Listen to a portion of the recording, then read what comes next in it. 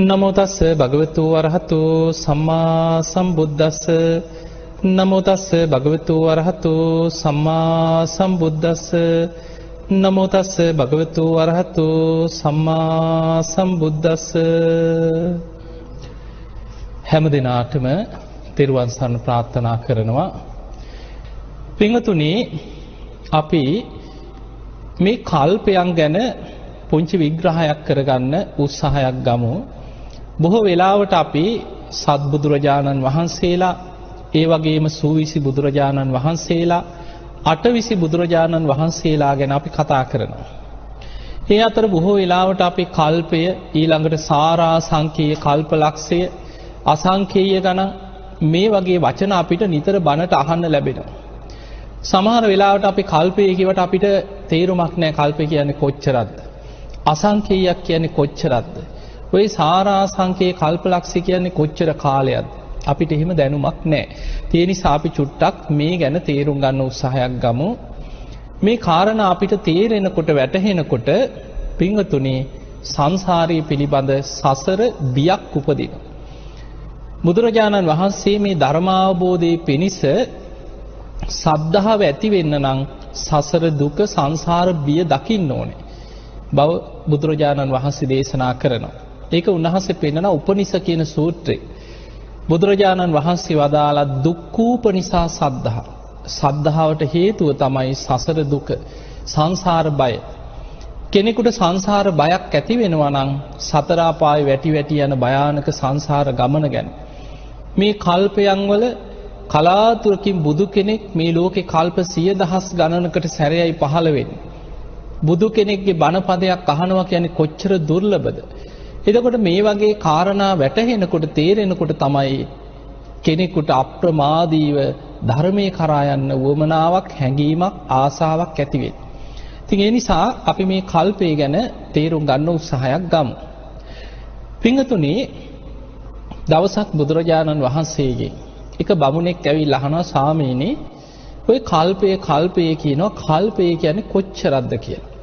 එතකොට මේ බමුණට බුදුරජාණන් වහන්සේ කල්පය උපමාවකින් කියනවා. ඒ වගේම තවත් භික්ෂූන් වහන්සේ නමකටත් කල්පය විග්‍රහ කරපු උපමාවක් තියෙනවා. මේ හැම අවස්ථාවෙම බුදුරජාණන් වහන්සේ පෙන්නනවා කල්පයට අවුරුදු වලින්. දැන් අපි ගණන් හදන්නේ අවුරුදු දෙන්නේ. අවුරුදු 100යි, 1000යි, ලක්ෂයයි. ඉලක්කම් වලින්, බිංදු ගණන් වලින් තමයි අපි සාමාන්‍යයෙන් යමක් තේරුම් ගන්න උත්සාහයක් ගන්න. හැබැයි බුදුරජාණන් වහන්සේ වදාලා කල්පයට අවුරුදු වලින් අවුරුදු 100යි, 1000යි, ලක්ෂයයි, බිංදු ගානකින්, ඉලක්කමකින් කියන්න බැරි තරම් දීර්ඝයි කියනවා.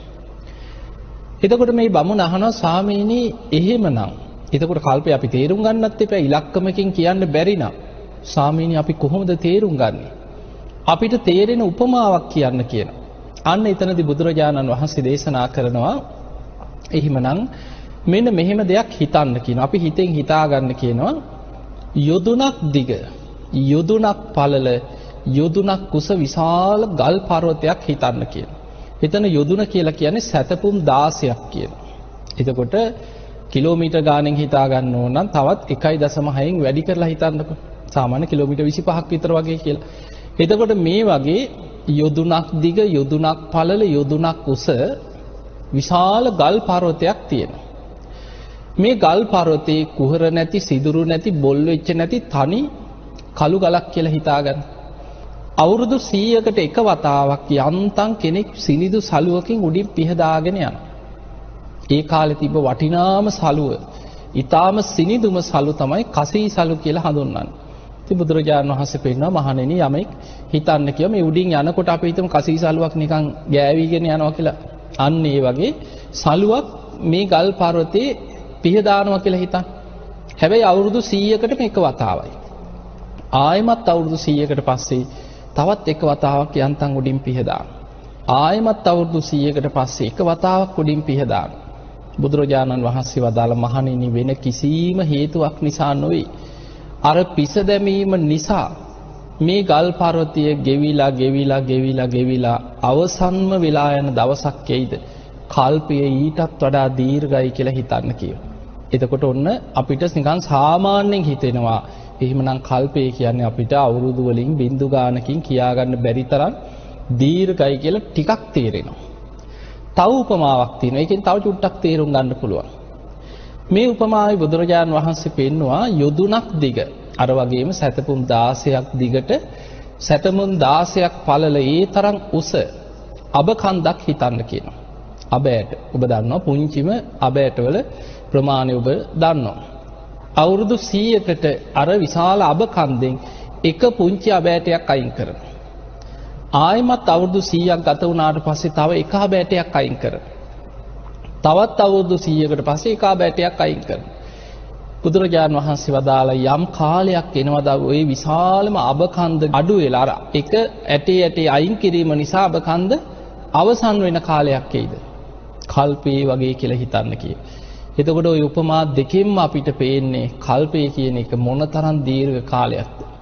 ඊළඟට අටුවාවල කල්පේ විස්තර කරන ක්‍රමයක් තියෙනවා. මහා කල්පයක්. මේ මහා කල්පයකට අන්තක් කල්ප 64ක් තියෙනවා. ඒ මහා කල්පේ ඉවර වෙන්න අන්තක් කල්ප 64 ඒවා 4ක් තියෙනවා. හැබැයි පළවෙනි 64 තමයි මනුස්ස දිව්‍ය බ්‍රහ්ම මේ සතර අපායේ වැටි වැටි යන සත්වයන් මේ ලෝකවල සැරිසරමින් යන්නේ අන්තක් කල්ප 64ක් පමණයි. මෙන්න මේක මේ විදිහට තේරුම් ගන්න. අන්තක් කල්ප 64ක්. එතන එක අන්තක් කල්පයක් කියලා කියන්නේ මනුස්ස ලෝකේ ජීවත් වෙන මිනිස්සුන්ගේ ආයුෂ ටික පරම්පරාවෙන් පරම්පරාවට දැන් අද අපි ඉන්නේ අඩු වෙන කාලෙක. වැඩි වෙන කාලත් විශ්වයේ තියෙනවා. මිනිස් ආයුෂ අවුරුදු 10 ඉඳන් ආයුෂ ටික වැඩි වෙලා අසංකේයයට අවුරුදු අසංකේයයට වැඩි වෙනවා කියනවා. ඔබට මේ විග්‍රහය තේරුම් ගන්න හිතනකොට සමහර වෙලාවට හිතෙන්න පුළුවන් මේව නම් හිතා ගන්නවත් බෑ කියලා. හැබැයි යම් මට්ටමින් හරි මේ සසරේ බිය තේරුම් ගන්න ඔබ මේක තේරුම් ගන්න උත්සාහයක් ගන්න. එතකොටයි අපිට සංසාර බියක් උපදින්නේ. මිනිස්සුන්ගේ ආයුෂ අර ටික වැඩි වෙලා අවුරුදු වලින් අසංකේයයට වැඩි වෙනවා.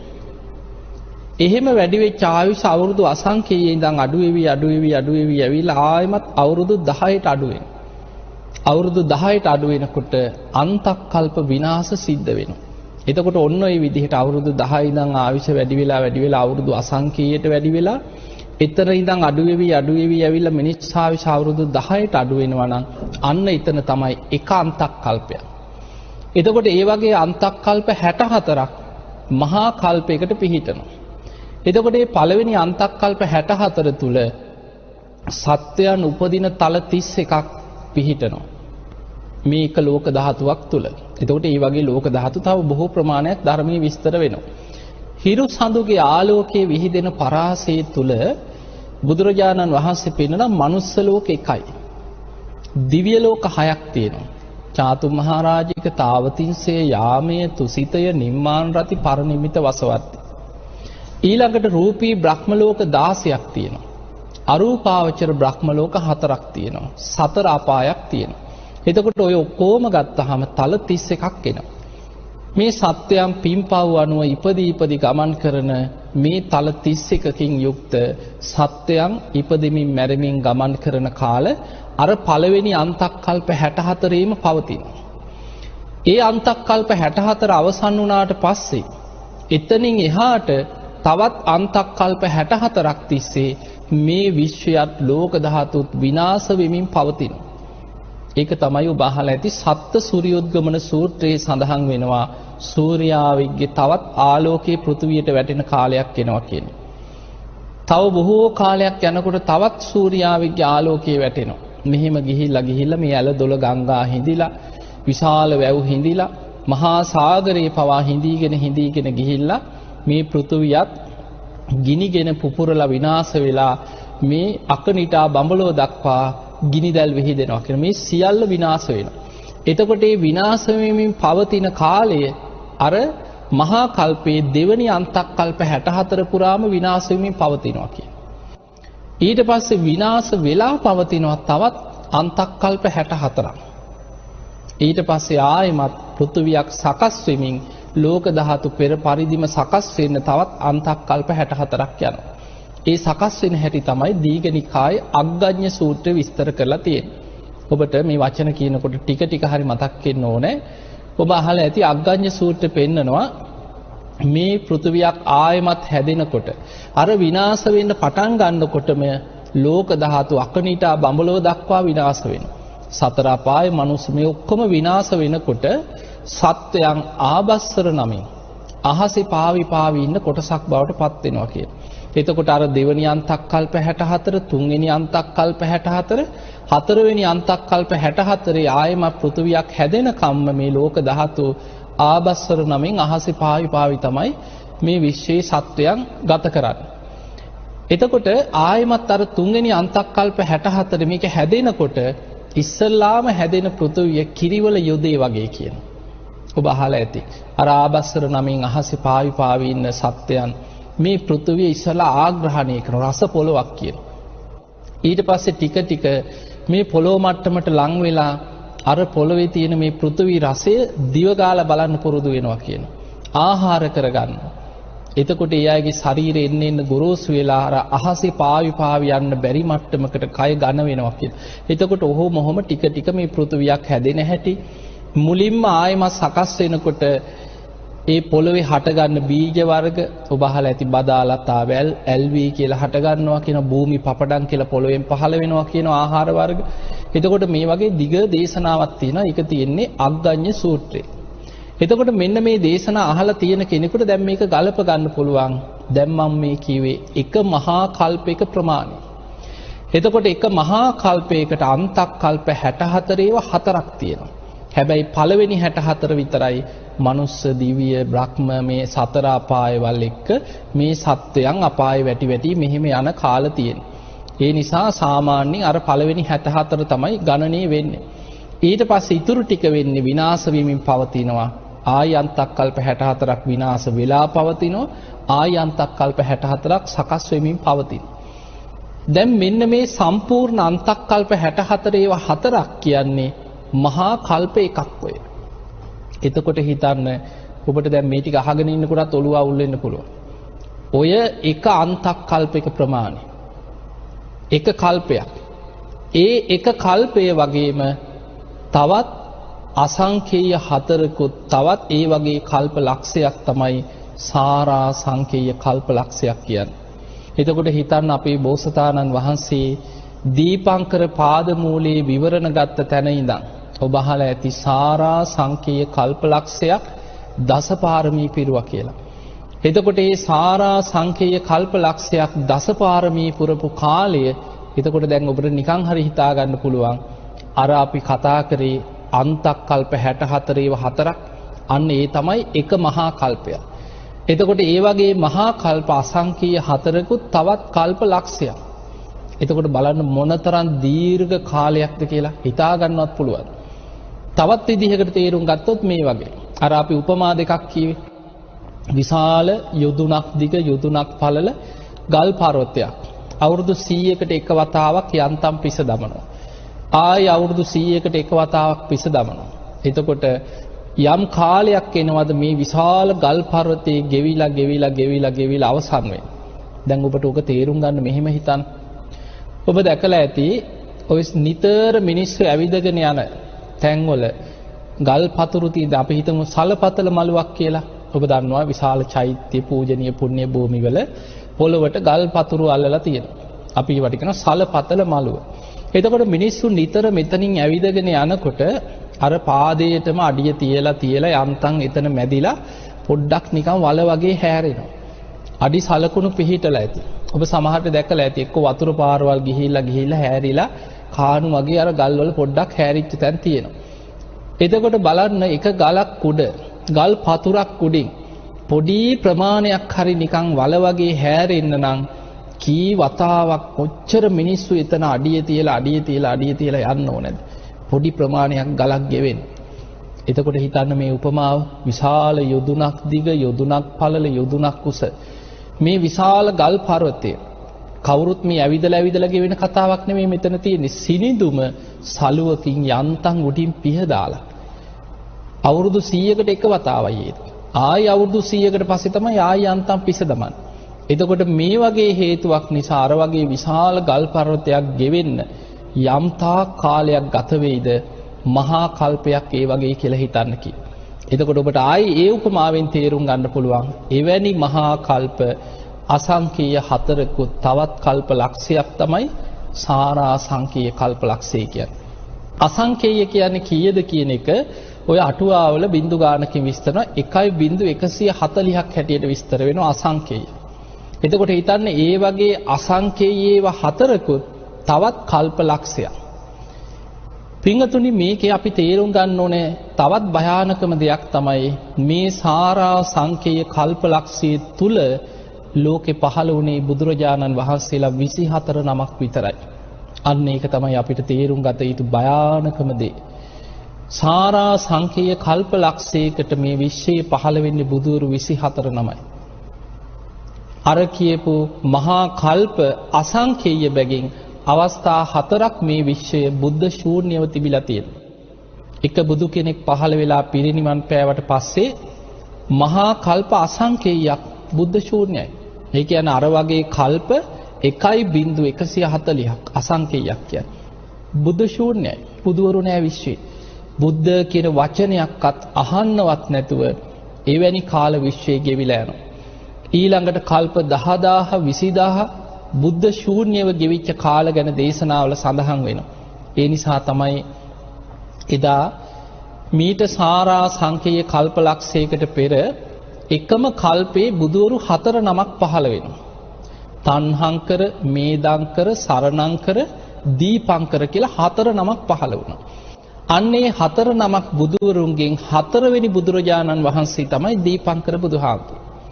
ඒ දීපංකර බුදුරජාණන් වහන්සේගෙන් තමයි අපේ බෝසතාණන් වහන්සේදා සුමේද තාපසයන් වහන්සේ හැටියට විවරණ ගත්තේ. ඒ විවරණ ගත්තට පස්සේ එතන ඉඳන් තවත් බුදුවරු 24 නමකගෙන් විවරණ අරගෙන තමයි මේ මහා භද්‍ර කල්පේ 4 වෙනි බුදුරජාණන් වහන්සේ හැටියට සම්මා සම්බුද්ධත්වයට පත් වෙන්නේ. අන්න එතකොට ඔබ තේරුම් ගන්න එහෙමනම් එකම කල්පේ බුදුවරු 4 නමක් පහළ වුණා. මීට සාරා සංකේය කල්ප ලක්ෂයකට පෙර. ඒ 4 නමගෙන් 4 වෙනි බුදුහාඳුරන්ගෙන් තමයි විවරණ ගත්තේ. ඒ විවරණ ගත්ත බුදුවරු ප්‍රමාණය තමයි සූවිසි බුදුවරු කියන්නේ. එතකොට බුදුරජාන් වහන්සේලා 24 නමයි. අපි ওই සූවිසි බුද්ධ වන්දනා කරන්නේ ඒ බුදුවරු වෙනුවෙන්. එතකොට අපේ බුදුහාඳුරුත් එකතු වුණාම 25 නමයි. එතකොට අර සාරා සංකේය කල්ප ලක්ෂයකට පෙර ඒ කල්පේ විවරණ ගන්න පෙර පහළ වෙච්ච තව බුදුවරු 3 නමක් හිටියා. තණ්හංකර, මේදංකර, සරණංකර. අන්නේ 3 නමත් එකතු වුණාට පස්සේ 28යි. ඒ තමයි 8 බුදුරජාණන් වහන්සේලා. එතකොට අපිට දේශනාවලින් අපි 8 බුදුරජාණන් වහන්සේලා උදෙසා පූජාවන් පවත්වනවා. ඊළඟට සූවිසි බුද්ධ වන්දනා පවත්වනවා. ඊළඟට සමහරු වර්තමානයේ බහල ඇති සත්බුදුවරුන්ට වන්දනාවල් පවත්වනවා. සත්බුදුරජාණන් වහන්සේලා ගැන කතා වෙන්නේ අර බුදුරජාණන් වහන්සේලා 28 නම 24 නම ගත්තත් මේ අපි ඉන්න කාල්පයට ආසන්නම කල්ප 91ක් තුල පහළ වෙච්ච බුදුරජාණන් වහන්සේලා 7 නම. එතකොට මේ ළඟ බුදුවරු කීප නමක් පහළ වෙනවා.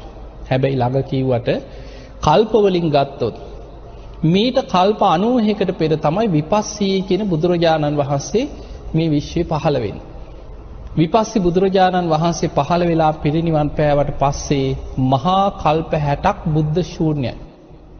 එතකොට අර අපි කතා කරපු උපමාව හිතා ගන්නකො. අර ගල් පර්වතයක් ගෙවෙන, විශාල අබෑට කන්දක් ගෙවෙන. එතකොට එවැනි කාල 60ක් මහා කල්ප 60ක් විපස්සී බුදුහාඳුරන්ගෙන් පස්සේ ආයෙමත් බුද්ධ කියන වචනේවත් ලෝකේ අහන්න නෑ, බුද්ධ ශූන්‍යයි. ඊට පස්සේ එකම කල්පේ බුදුවරු දෙනමක් පහළ වෙනවා. සිකි, වෙස්සබූ කියන බුදුරජාණන් වහන්සේලා දෙනම. හැබැයි ඔබ මතක තියාගන්න ලෝකයේ බුදුවරුන්ගේ ධර්මතාවයක් තමයි එකම කල්පේ එකවර පහළ වෙන්නේ නැහැ. ඒ කියන්නේ එකම කල්පේ දැන් සිකි බුදුහාඳුරු පහළ වෙලා ඉන්නකොටම වෙස්සබූ බුදුහාඳුරුත් ඒ කාලෙම පහළ වෙන්නේ නැහැ. එකම කල්පේ පෙර පසු තමයි පහළ වෙන්නේ. ඒ කියන්නේ දැන් මේ මහා භද්‍ර කල්පේ පළවෙනි අන්තක් කල්පේ කකුසඳ බුදුහාඳුරු, දෙවෙනි අන්තක් කල්පේ කෝණාගමන බුදුහාඳුරු, තුන්වෙනි අන්තක් කල්පේ කාශ්‍යප බුදුහාඳුරු, හතරවෙනි අන්තක් කල්පේ තමයි ගෞතම බුදුහාඳුරු. එතකොට මේ අතර බුද්ධ ශූන්‍ය කාලෙකුත් ගෙවිලා තමයි ආයි බුදු කෙනෙක් පහළ වෙන්නේ. ඒ අරෙන්න එක බුදු කෙනෙක් ලෝකේ වැඩ ඉඳමින් දහම් දේශනකොට ඒ නගරෙකම තව බුදු කෙනෙක් ආයි පහළ වෙන්නේ නැහැ. එතකොට හිතන්න මීට කල්ප 31කට කලින් අර කල්ප 91කින් කල්ප 60ක් බුද්ධ ශූන්‍යව තිබිලා මීට කල්ප 31කට පෙර තමයි සිකී වෙස්සබූ කියන බුදුවරු දෙනම පහළ වෙන්නේ. උන්වහන්සේලා දහම් දෙසලා මේ බුද්ධ ශාසන අතුරුදහන් වුණාට පස්සේ ආයි කල්ප 30ක් බුද්ධ ශූන්‍යයි කියන්නේ. එතකොට අපි මේ මහා භද්‍ර කල්පේ පහළ වෙන්න කලින් ආයි කල්ප 30ක් බුද්ධ ශූන්‍යව තිබිලා තමයි අපි මේ ඉන්න මහා භද්‍ර කල්පේ උදා වෙන්නේ. දැන් අපි ඉන්නේ බුදුවරු 5 නමක් පහළ වෙන කල්පයක් තුලයි මේ ඉන්නේ. ඒ නිසා තමයි මහා භද්‍ර කල්පය කියලා මේ කල්පයට කියන්නේ. පින්වතුනි මේ කල්පයට අපි ධර්මයේ කියන්නේ මහා භද්‍ර කල්පය. ඒකට හේතුව බුදුවරු 5 නමක් පහළ වෙනවා. දැන් ඔන්න ඔබට තේරුම් ගන්න පුළුවන් අපි අර මුලින්ම කියපු කරුණු ටික ආයි මතකයට ගන්න. ඒ තමයි මහා කල්පයකට අන්තක් කල්ප 64 ඒවා 4ක් තියෙනවා. මේ අපි ඉන්නේ මහා භද්‍ර කල්පේ. මේ මහා භද්‍ර කල්පයටත් අර වගේම අන්තක් කල්ප 64 ඒවා 4ක් තියෙනවා. අපි ඉන්නේ මහා භද්‍ර කල්පේ අර පළවෙනි අන්තක් කල්ප 64 හතරවෙනි අන්තක් කල්පේ මේ ඉන්නේ. ඔන්න බලන්න මේ කල්ප විග්‍රහය ඔබට දැන් හොඳට තේරුම් ගන්න පුළුවන්. මේ මහා භද්‍ර කල්පේ පළවෙනි අන්තක් කල්පේ මිනිස්සුන්ගේ ආයුෂ වැඩි වෙලා අවුරුදු අසංඛේයයට වැඩි වුණා. ඒ අවුරුදු වලින් අසංඛේයයට වැඩි වෙලා ඒ ආයුෂ අඩු වෙවි ඇවිල්ලා මිනිස්සුන්ගේ ආයුෂ අවුරුදු 40000ක් වෙච්ච තැන කියනවා කකුසඳ බුදුරජාණන් වහන්සේ පහළ වුණේ. අද අපිට හිතා ගන්නවත් බෑ. ඒකට හේතුව පින්වතුනි අපේ බුදුරජාණන් වහන්සේ ගැන දේශනාවල සඳහන් වෙන්නේ උන්වහන්සේ අල්පායුෂ්ක බුදු කෙනෙක්. මිනිස්සුන්ගේ ආයුෂ අඩුම කාලෙක තමයි කියන අපේ බුදුහාඳුරෝ පහළ වුණේ. ඔබ බලන්න දැන් අපි ඔය කලින් කතා කරපු සත්බුදුවරුන්ගේ ඊළඟට අටවිසි බුදුවරු සූවිසි බුදුවරු පෙර හැම බුදු කෙනෙක්ගේම ආයුෂ ගැන බලන්න හොයලා. ඒ හැම බුදුරජාණන් වහන්සේ නමක්ම අවුරුදු සමහරු 80000 70000 60000 30000 දහස් ගණන් ආයුෂ තියෙන කාලවල පහළ වෙලා තියෙනවා. ඒකට හේතුව බෝසතාණන් වහන්සේලා දෙව්ලොව ඉඳන් පස් මහ බැලුම් බලනවා. ඔබ දන්නවනේ කාලය, දීපය, දේශය, කුලය, මව. දෙවියන්ගේ ආරාධනය ලැබුණට පස්සේ දෙව්ලොව ඉඳන් බලනවා මනුලොව බුදු කෙනෙක් පහළ වෙන්න සුදුසු කාලයක් තියෙනවාද කියලා බලනවා. දේශනාවේ සඳහන් වෙනවා අර මිනිස්සුන්ගේ ආයුෂ අවුරුදු 100ට වඩා පහළට පිරිහිලා නම් බුදුවරු පහළ වෙන්නේ නැති කාලය. කෙලෙස් වැඩි කියන අකුසල් බලවත් කාලය. ඊළඟට මිනිස්සුන්ගේ ආයුෂ අර වැඩි වෙලා තියෙන කාලේ අවුරුදු ලක්ෂයට වඩා වැඩි නම් බුදුවරු පහළ වෙන්නේ නැහැ කියනවා. එවැනි කාලවල මේ ලෝකේ මනුස්ස ලෝක වුණත් දිව්‍ය ලෝක වලටත් වඩා සැප බහුලයි කියන. මිනිස්සු අනිත්‍ය දුක්ඛ අනාත්මය අතහැරීම ගැන කිව්වට හිත පහදවා ගන්න දක්ෂ නැහැ. ඒ නිසා එවැනි කාලවල බුදුවරු මේ විශ්වයේ පහළ වෙන්නේ නැහැ කියන.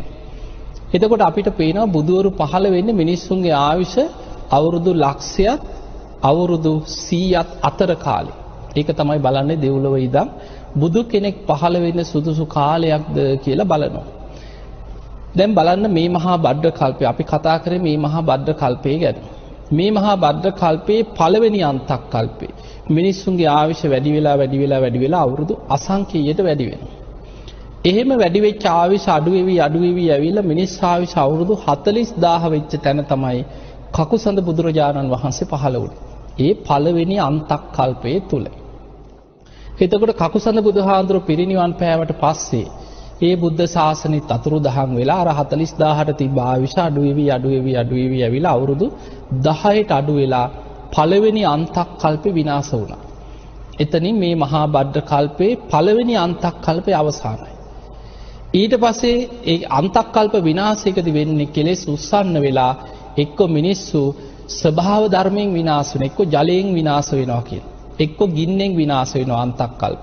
එක්ක සුළඟෙන් විනාශ වෙනවා. එහෙම නැත්නම් මිනිස්සු මෘග සංඥා පහළ වෙලා එකිනෙකා වියායුධ වලින් මරාගෙන විනාශ වෙනවා. මේ අන්තක්කල්ප විනාශවලදී ටික දෙනෙක් ජීවිත බේර ගන්න. ඔක්කොම ලෝකයාම විනාශ වෙන්නේ නැහැ. කෙලෙස් උස්සන්න වෙලා මරාගෙන විනාශ වෙනකොට ටික දෙනෙක් බේරෙනවා. දැන් අර පළවෙනි අන්තක්කල්පේ අවුරුදු 10ට අඩු වෙලා විනාශ වෙලා ටික දෙනෙක්ගේ ජීවිත බේරුණා. ඒ අයගෙන් පටන් ගත්තේ මේ මහා භද්‍ර කල්පයේම දෙවනි අන්තක්කල්ප. එතකොට පරම්පරාවට ඒ අය ටික ගුණධර්ම පුරණ යුගයක් ආයි මතුවෙනවා කියනවා. එහෙම ගුණධර්ම පුරාගෙන යනකොට ලෝකේ එන්න බොහොම දියුණු දිව්‍ය ලෝක වගේ සැප බහුල කාල බලවත් වෙනවා. මිනිස්සුන්ගේ ගුණධර්ම බලවත් වෙනවා.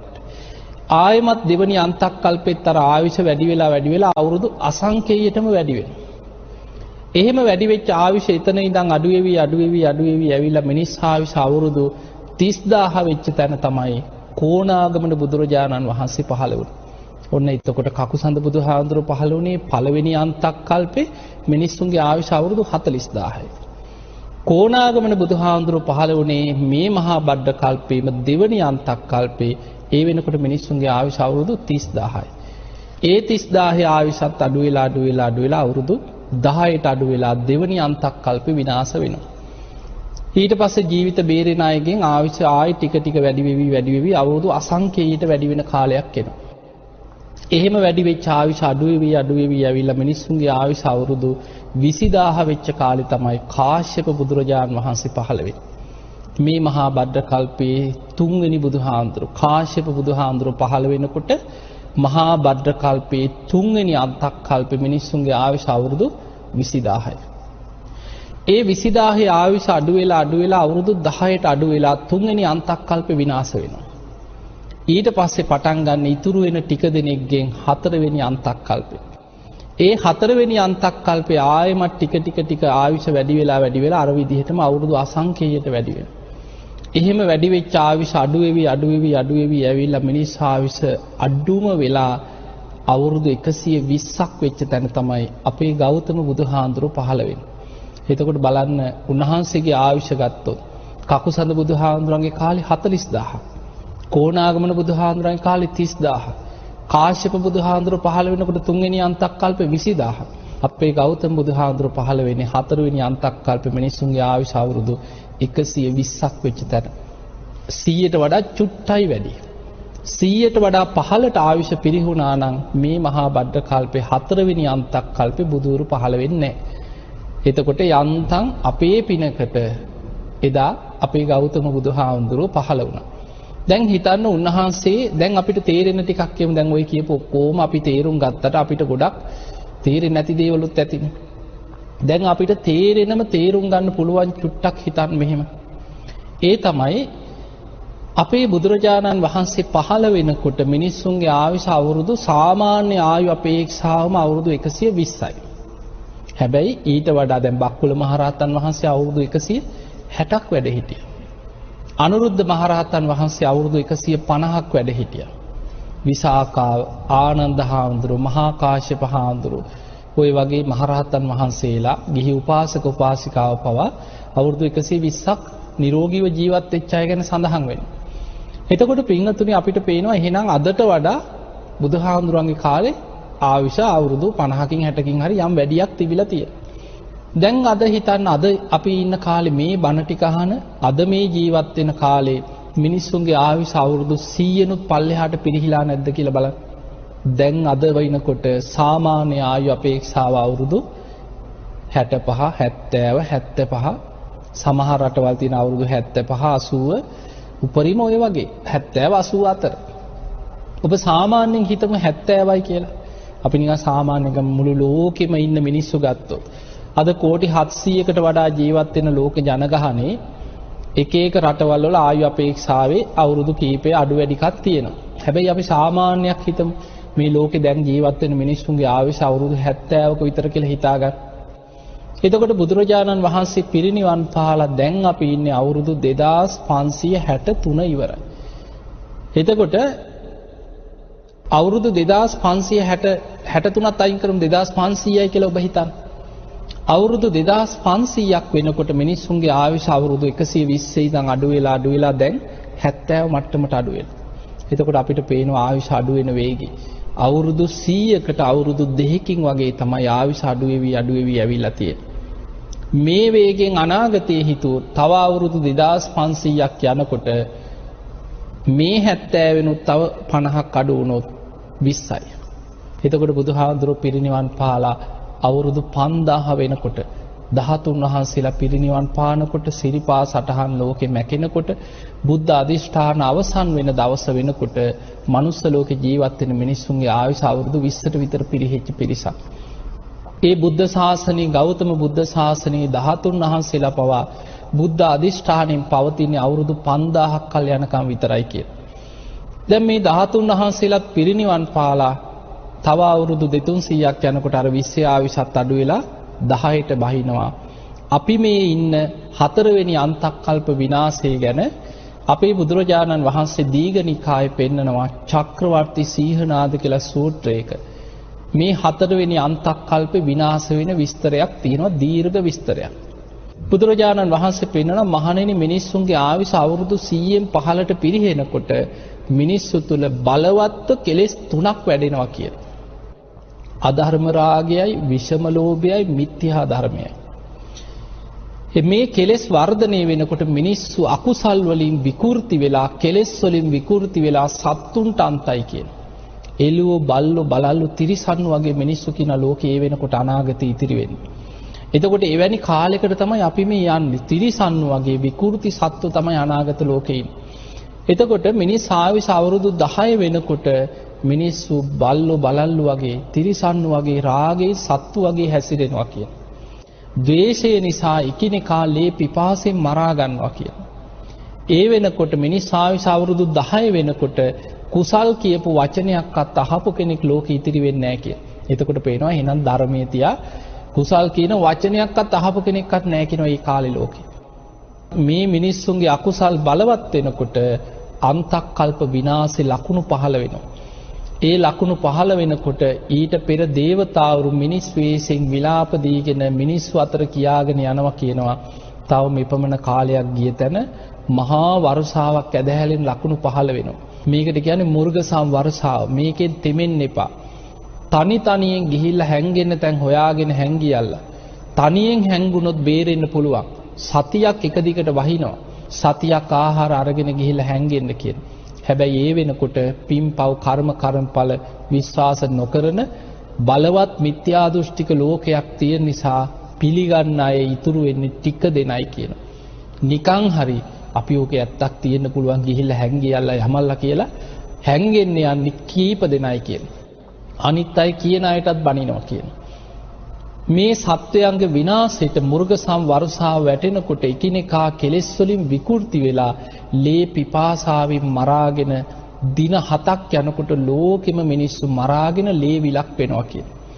බුදුරජාණන් වහන්සේ පෙන්වනවා මහණෙනි මේක ධර්මතාවය. අර 4 වෙනි අන්තක්කල්ප විනාශ වෙන්නේ සත්ත අන්තක්කල්ප විනාශයක්. තනියෙන් හැංගෙන්න කියන්නේ ඒකයි. දෙන්නෙක් එකට හැංගුණොත් එක්කෙනෙකුට අනිත් කෙනා මරණ සිතුවිලි පහළ වෙනවා කියන. තනි තනියෙන් හැංගිච්ච ටික දෙනෙක් ජීවිත බේරගන්න. අන්නේ බේරගත් අයගෙන් පටන් ගන්නේ ඊළඟ අන්තක්කල්පය. ඒ කියන්නේ මහා බද්ද කල්පේ 5 වෙනි අන්තක්කල්පය. දැන් අපි ඊළඟ අන්තක්කල්පය ගැන චුට්ටක් තේරුම් ගමු. මේ අපි ඉන්නේ 4 වෙනි අන්තක්කල්පේ මිනිස් ආයුෂ අවුරුදු 100නුත් 15ට බැහැපු අන්තක්කල්ප විනාශේ ළඟ තමයි ඔබත් මමත් දැන් මේ ඉන්නේ. තව අවුරුදු 2600ක් 700ක් යනකොට ওই කියන විනාශේ අපිට මුණ දෙන්න වෙනවා. අන්තක්කල්ප විනාශය. එතනින් ජීවිත බේරෙන අයගෙන් ටික ටික ආයුෂ වැඩි වෙලා ආයමත් 5 වෙනි අන්තක්කල්පේ අවුරුදු අසංඛේයයටම වැඩි වෙනවා කියන. අර පෙර අන්තක්කල්ප වල වගේ. එහෙම අසංඛේයයට වැඩි වෙලා එතන ඉඳන් ආයුෂ අඩු වෙවි ඇවිල්ලා මිනිස් ආයුෂ අවුරුදු 80000 වෙනකොට 5 වෙනි අන්තක්කල්පේ ඒ වෙනකොට මනුස්ස ලෝකේ පාලනය කරන්නේ ওই දීර්ඝ ආයුෂ ඇති කාලේ ලෝකේ පාලනය කරන්නේ මේ වගේ රජවරු නෙමෙයි. සක්විති රජවරු කියන ඒ කාලවල ලෝකේ පහළ වෙන්නේ. මොකද මිනිස්සු බොහෝම පින්වන්තයි. බොහෝම ගුණධර්ම තියෙනවා කියන දීර්ඝ ආයුෂ ඇති කාලවල. සාමාන්‍ය මිනිස්යන්ට පවා අහසින් යන්න පුළුවන් පුණ්‍ය ඉරදි පිහිටනවා කියන. සිවුරංග සේනා පිරිවරාගෙන අහසින් ගිහිල්ලා ලෝකෙම පාලනය කරන සංක කියලා සක්විති රජ කෙනෙක්. ඊළඟ අන්තක්කල්පේ 5 වෙනි අන්තක්කල්පේ මිනිස්සුන්ගේ ආයුෂ අවුරුදු 80000 වෙනකොට සංක කියන සක්විති රජුරු කියන ලෝකේ පාලනය කරන්නේ. අන්නේ සංක කියන සක්විති රජුරුවන්ගේ අග්‍ර පුරෝහිත බමුණා තමයි සුබ්‍රහ්ම බ්‍රාහ්මණතුමා. දේවිය තමයි බ්‍රහ්මවතී දේවිය. අන්නේ දෙන්නට දාව තමයි මෛත්‍රී බෝසතාණන් වහන්සේ දාට පහළ වෙන්නේ. එතකොට මෛත්‍රී බෝසතාණන් වහන්සේ පහළ වෙනකොට මිනිස්සුන්ගේ සාමාන්‍ය ආයුෂ අවුරුදු 80000ක් කියන. මේ විස්තරේ තියෙන්නේ නිකන් අපිට අද හිතා ගන්න බෑ. මොකද අපි ඉන්නේ ආයුෂ අවුරුදු 100නුත් පල්ලෙහාට පිරිහිච්ච තැනක. අවුරුදු 80000ක ආයුෂක් ගැන අපිට නිකන් හිතෙන්නේ බොරු කියලා. සිහිනයක් වගේ නිකන්. සුරංගනා කතා කියලා හිතෙන්නේ. හැබැයි දේශනාවේ විස්තර වෙනවා මහණෙනි ඒ කාලේ ලෝකේම බොහොම දිව්‍ය ලෝක වලට වඩා සැප බහුල කාලයක් කියන. සංක කියන සක්විති රජුරු අහසින් ගිහිලා ලෝකේටම පංචශීලෙන් අනුශාසනා කරන කාලයක්. එවැනි කාලෙක සුබ්‍රහ්ම බ්‍රාහ්මණතුමාට බ්‍රහ්මවතී දේවියට දාව පහළ වෙනවා මෛත්‍රී බෝසතාණන් වහන්සේ. උන්වහන්සේ අවුරුදු 18000ක් ගිහි ජීවිතය ගත කරනවා. තමන්ගේ දේවිය චන්ද්‍රමුඛී බිසව බ්‍රහ්ම වර්ධන කියන පුතු බිහි කරන දවසේ සතර පෙර නිමිති දැකලා ඒ වෙනකොට ශක්‍ර දෙවියන් නිසා තමයි ඒවා පේන්න සලස්සන්නේ. තමන්ගේ දේවිය පුතා බිහි කරපු දවසේ බ්‍රහ්ම වර්ධන කියන පුතු බිහි කරපු දවසේ අබිනිෂ්ක්‍රමණය කරනවා. හැබැයි කැලේකට නෙමෙයි. මාලිගාවෙම උඩුමහල් තලයට තමයි යන්නේ දුෂ්කර ක්‍රියා කරන්නේ. අපිට අබිනිෂ්ක්‍රමණය කරපු ගමන් අපිට මතක් වෙන වචන කියපු ගමන් ඔක්කොම මාලිගා අතහැරලා කැලේට ගිහිලා නේ දුක් විඳින්න නැති කියලා. පින්වතුනි ආයුෂ අඩුම කාලේ තමයි මේ තරම් දුකක් විඳින්න සිද්ධ වුණේ. කෙලෙස් බහුල කාලයක්. අපේ බුදුරජාණන් වහන්සේ තමයි මෙච්චර දුෂ්කර ක්‍රියා කරලා තියෙන්නේ. ඔබ බලන්න පෙර පහළ වෙච්ච ඔය අනෙක් බුදුරජාණන් වහන්සේලා 820 බුදුවරු, 120 බුදුවරු ඔය හැම බුදු කෙනෙක්ගෙම දුෂ්කර ක්‍රියා කාලය ගැන ඔබ හොයලා බලන්න. උපරිම මාස 3යි, මාස 6යි, මාසයයි, සතියයි, දෙකයි දුෂ්කර ක්‍රියා කරලා තියෙන්නේ. මිනිස් ආයුෂ අවුරුදු 80000 කාලේ අනාගතේ පහළ වෙන මෛත්‍රී බුදුහාඳුරෝ සතියයි කියන දුෂ්කර ක්‍රියා කරන්නේ. මාලිගාවෙම උඩුමහල් තලයට වෙලා සතියක් දුෂ්කර ක්‍රියා කරන. ඒ සතිය අවසන් වෙනකොට තමන්ගේ දේවිය චන්ද්‍රමුඛී බිසවම කිරිපිඩු හදාගෙන ඇවිල්ලා උඩුමහලේදී කිරිපිඩු පූජාව කරනවා. ඒ කිරිපිඩු වළඳලා මහා බ්‍රහ්ම දෙවියන් අහසින් ඇවිල්ලා අටපිරිකරක් පූජා කරනවා. මේ අටපිරිකර පිළි අරගෙන සිවුරු පිරිකර දරාගෙන කෙස් වැටිය කපලා අහසට විසි කරලා අහසින්මයි කියනවා බෝමුලට වඩින්නේ වජිරාසනේ ළඟට. එහෙම වඩිනකොට අහසෙන් වඩින ගමන දැකලම වසවර්ති මාරයා බයේ එතනම පැනලා යනවා කියනවා. අහසෙදිම මගහැරලා යනවා මාරයා. මාර පරාජය කියන්නේ ඒක. දැන් බලන්න අපේ බුදුහාඳුරන්ට මාරයා කොච්චර කරදර කරාද කියලා. වජිරාසනේ වැඩ ඉන්නකොට දසබිම්බරක් මාර සේනා පිරිවරාගෙන ගිරි මේකලා කියන ඇතු පිට නැගලා ඇවිල්ලා කොච්චරනම් හිරිහැර කරන්න හැදුවද. ආයුධ වර්ෂාවල්, ගල් වර්ෂාවල්, හෙන පුපුරනවා වගේ, ගස් කඩාගෙන වැටෙනවා වගේ භයානක ශබ්ද ඇති කර කර වහාම ඔතනින් නැගිටින්න කියලා තර්ජනය කර කර උත්සාහ කරා. හැබැයි අනාගතේ මෛත්‍රී බෝසතාණන් වහන්සේ අහසින්ම වජිරාසනේ ළඟට වඩිනකොට උන්වහන්සේන ගමන වළක්වන්න හදන මාරයා අහසෙදීම පැරදිලා පලා යනවා කියලා. උන්වහන්සේ වජිරාසනේ මත වැඩ ඉඳලා පෙර බුදුවරු වගේ ආනාපාන සති භාවනාවෙන් රාත්‍රී පළවෙනි යාමේ පුබ්බේ නිවාසානුස්සති ඥානෙ, දෙවනි යාමේ චතුූපාත ඥානෙ, තුන්වෙනි යාමේ පටිච්ච සම්පාද විමසලා අවසන් වෙනකොටම හිමිදිරි උදෑසන අරුණෝදය සමගම කෙලෙසුන්ගෙන් මිදිලා සම්මා සම්බුද්ධත්වයට පත් වෙනවා. අනාගතේ මෛත්‍රී බුදුරජාණන් වහන්සේ පහළ වෙන්නේ ওই විදිහට.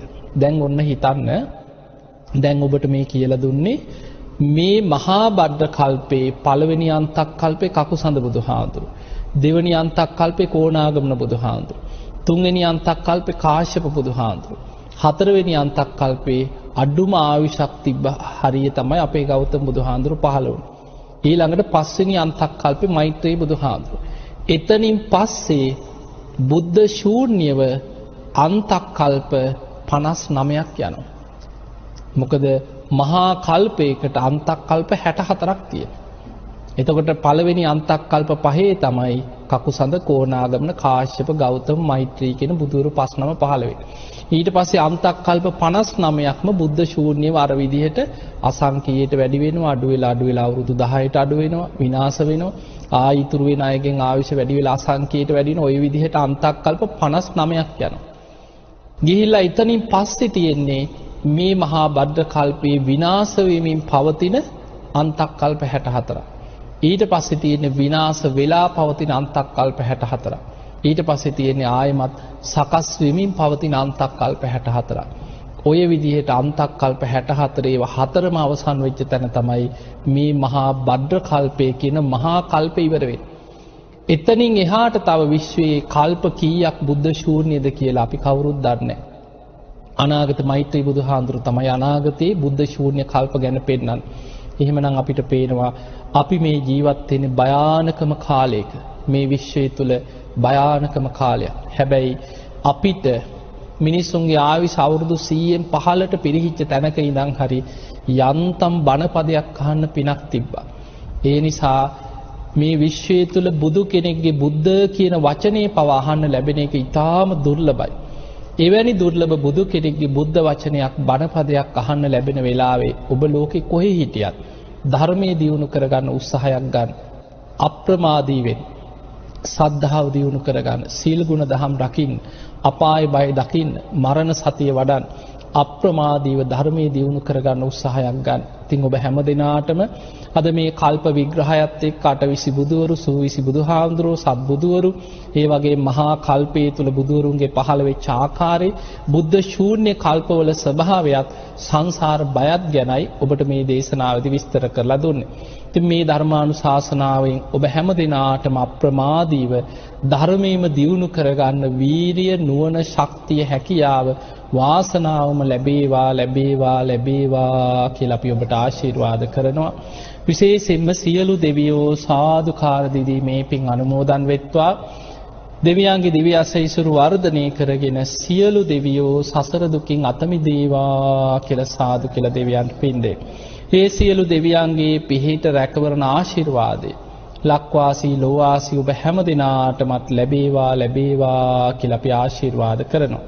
ඔබ වන්දනා කරගන්න හැම දිනාම අභිවාදන සීලිස්ස නිච්ඡං වද්ධා ප්‍රචායිනෝ චත්තාරෝ ධම්මා වඩ්ඩන්ති ආයුවන්නෝ සුඛං බලං ආයුරාෝග්‍ය සම්පatti සග්ග සම්පatti මේවච අතෝ නිබ්බාන සම්පatti මිනාතේ සමිච්ඡතු හැම දිනාටම